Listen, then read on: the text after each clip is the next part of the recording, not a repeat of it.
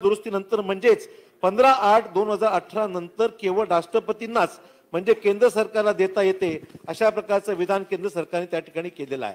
ते अध्यक्ष महोदय, हा जो सगळ्यात महत्त्वाचा मुद्दा आहे तो यासाठी मी नमूद करत आहे की आपण या सभागृहामध्ये संविधानात जी काही मराठा आरक्षणाचा कायदा केला जो संमत झाला 29 नोव्हेंबर 2018 ला आणि राज्यपालांची अनुमती त्याला मिळाली 30 नोव्हेंबर 2018 ला आणि संविधान दुरुस्ती त्याच्या अगोदर झाली, घटना दुरुस्ती झाली होती 102वी, ती त्याच्या अगोदर झालेली आहे म्हणजे 15/8/2018 लाच या ठिकाणी ही केंद्राने त्या ठिकाणी घटना दुरुस्ती केलेली आहे।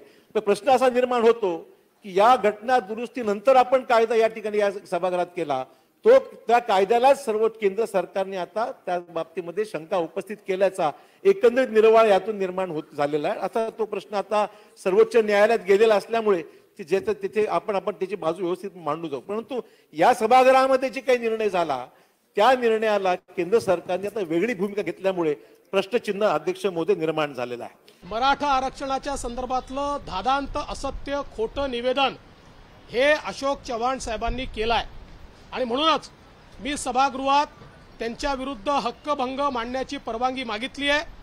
आजच मी त्यांच्या विरुद्ध हक्कभंग दाखल करतोय।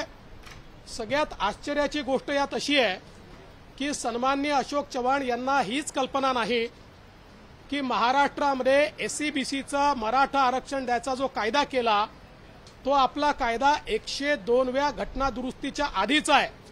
आपण जे आत्ता केलंय ते त्या जुन्या कायद्यामध्ये अमेंडमेंट केलाय, त्यामुळे त्याला 102वी घटना दुरुस्ती लागू होत नाही, कारण 102व्या घटना दुरुस्तीला रेट्रोस्पेक्टिव्ह इफेक्ट नाही। असं असताना देखील राज्य सरकारच जाणीवपूर्वक 102व्या घटना दुरुस्तीच्या संदर्भातला मुद्दा उपस्थित करून SCBCचा आमच्या सरकारच्या काळात झालेला कायदा हा अडचणीत आणते आहे।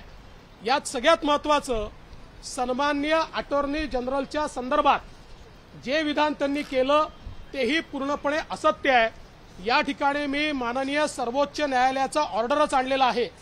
सर्वोच्च न्यायालयाच्या ऑर्डरच्या पहिल्या पॅराग्राफमध्ये मुकुल रोहतगी यांनी, जे आदरणीय आपल्या सरकारचे वकील आहेत, अतिशय मोठे वकील आहेत,